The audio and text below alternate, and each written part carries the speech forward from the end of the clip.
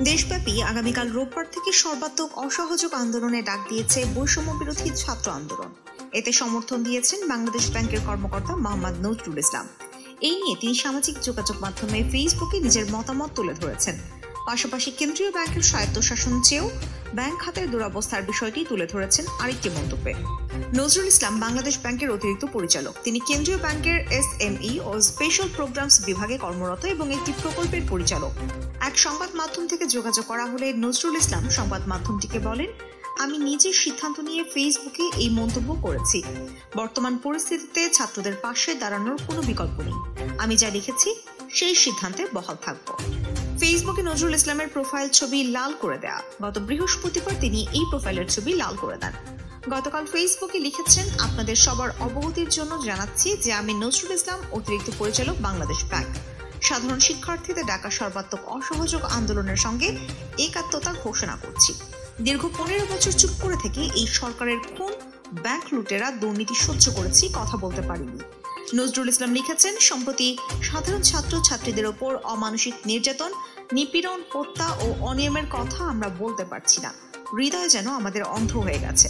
তাই আমি সিদ্ধান্ত নিয়েছি সরকারের পদত্যাগ না করা পর্যন্ত রাষ্ট্রের মালিক জনগণ তথা ছাত্রদের সঙ্গে থাকবো ইনশাআল্লাহ। রাষ্ট্রের মালিক যদি জয়লাভ করে তাহলে হয়তো আমি আবার রাষ্ট্রের মালিকের সেবা করতে ফিরে যাব। আর এই সরকার যদি টিকে যায় তবে আমি হয়তো চাকরিতে ফিরবো না। আমি দৃঢ়ভাবে বিশ্বাস করি জীবন ও জীবিকা সর্বসময় ক্ষমতার মালিক আল্লাহর হাতে। এরপর কেন্দ্রীয় ব্যাংকের স্বায়ত্তশাসন চাই শীর্ষক আরেকটি স্ট্যাটাসে নজরুল ইসলাম লিখেছেন, বাংলাদেশ ব্যাংক একটি স্বায়ত্তশাসিত প্রতিষ্ঠান, আর স্বায়ত্তশাসিত প্রতিষ্ঠান জনগণের কাছে দায়বদ্ধ। এই ধরনের স্বায়ত্তশাসিত প্রতিষ্ঠানগুলোর গভর্নেন্স সিস্টেম সম্পূর্ণভাবে ভেঙে ফেলা হয়েছে। স্বায়ত্তশাসিত প্রতিষ্ঠানে সরকারের সরাসরি হস্তক্ষেপে ব্যাংকিং খাতের উপর প্রভাব পড়েছে। সরকারের নগ্ন হস্তক্ষেপ এসব প্রতিষ্ঠানে কাম্য নয়, কিন্তু বিগত বছরগুলোতে তাই হয়েছে, যার ফলাফল ব্যাংকিং খাতের নাজুক অবস্থা। স্বাধীনভাবে সিদ্ধান্ত নেওয়ার ক্ষমতা তিরোহিত। নজরুল ইসলাম আরো লিখেছেন, দেখুন, ডিবির হারুন বা পুলিশের পল্লব সরাসরি জনগণের বিরুদ্ধে দাঁড়ালে তাদের বিরুদ্ধে কোনো ব্যবস্থা হয় না, অথচ আমি গতকাল সাধারণ ছাত্রদের সঙ্গে সহমর্মিতা জানিয়ে একটি লেখা শেয়ার করেছি, তাতেই সবাই নড়ে চড়ে বসেছে। দেখা যাক স্বায়ত্তশাসিত প্রতিষ্ঠান হিসেবে তার মর্যাদা পুনরুদ্ধার করতে আমার পাশে দাঁড়ায় কিনা। একটি কঠিন পরীক্ষা। দেশের আর্থিক খাতের পুনর্গঠন ও সংস্কারে কেন্দ্রীয় ব্যাংকের পূর্ণ স্বায়ত্তশাসনের জোর দাবি জানাচ্ছি।